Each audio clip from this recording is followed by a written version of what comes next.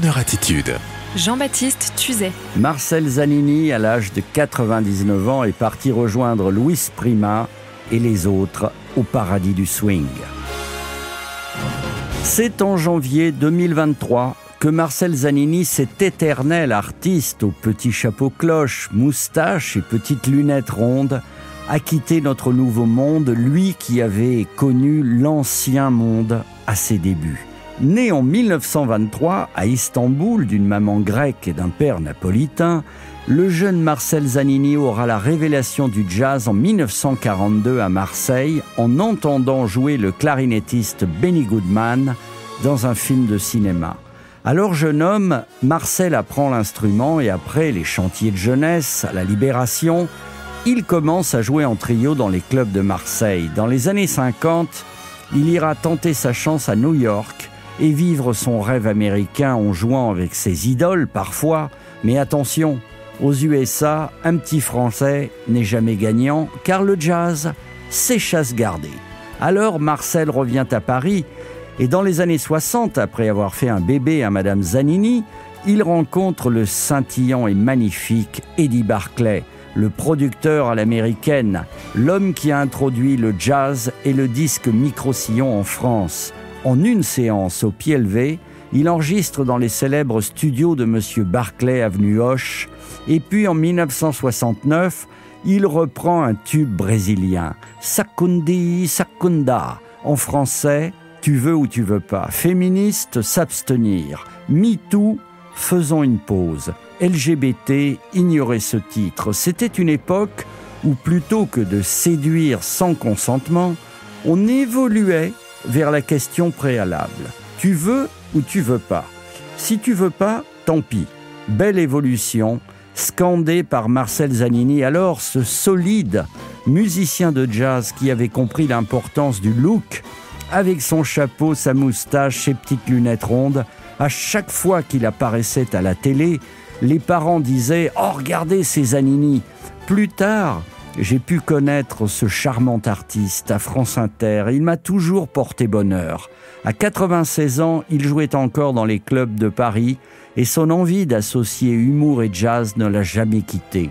Il y avait souvent, à la guitare rythmique, son fils Marc-Édouard Nab, écrivain reconnu et guitariste digne de Freddie Green, pour swinguer avec son papa. Vous trouverez l'essentiel de ses œuvres compilées dans le célèbre label Frémo et Associés. Alors buvons, si vous le voulez bien, un dernier verre avec Marcel sur l'antenne de Crooner et n'oublions jamais ces grands artistes, Luis Prima en Amérique et Marcel Zanini en France. On embrasse tendrement sa famille. Un scotch, un bourbon, une bière. Oui. Un scotch, un bourbon, une bière. Monsieur le barman, écoutez-moi, je ne veux pas d'histoire, mais servez-moi un scotch, un bourbon, une bière. Je répète, un scotch, un bourbon, une bière.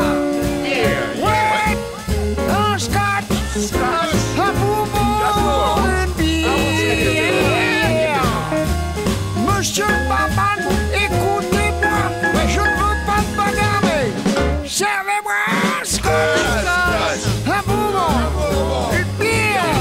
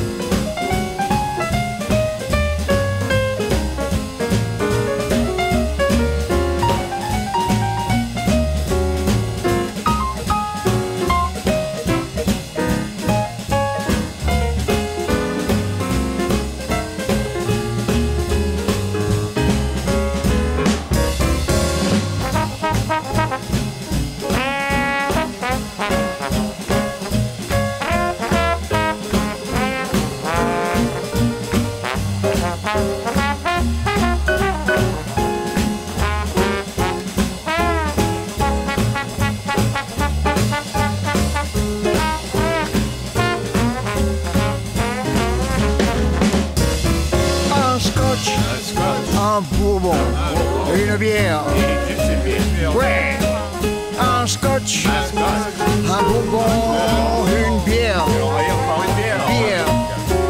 Monsieur le barman, écoutez-moi, je ne veux pas l'histoire, mais servez-moi un scotch, un bourbon, une bière. Je répète, un scotch, un bourbon, une bière. Ouais, un scotch, un bourbon, une bière. Monsieur le barman, écoutez-moi, je ne veux pas de bagarre, mais servez-moi un scotch, un bourbon, une bière.